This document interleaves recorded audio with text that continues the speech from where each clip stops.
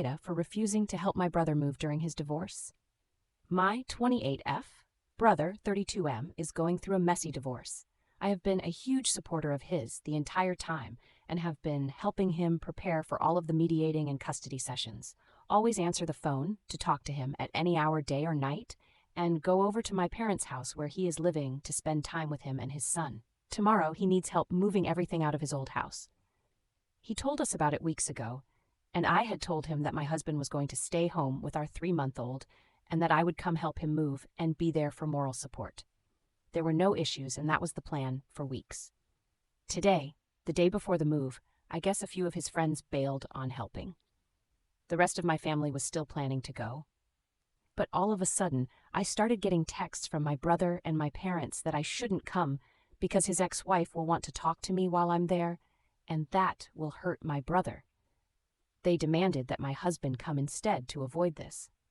I dug my heels in because my wonderful husband has been a stay-at-home dad for the first time this past week when I went back to work, and I can just tell he is exhausted from watching our baby with no help.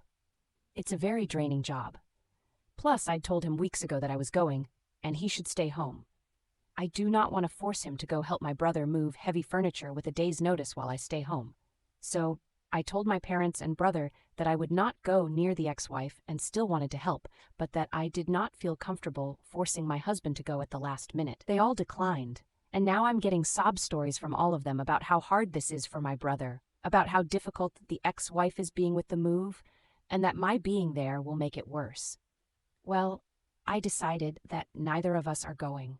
I feel like they're being manipulative and just want another man to come help move heavy items and are trying to guilt-trip me into sending my husband. I'm not even close to his ex-wife and haven't spoken to her at all while all this has been happening, so I find it very convenient that my presence became an issue as soon as some other strong men bailed.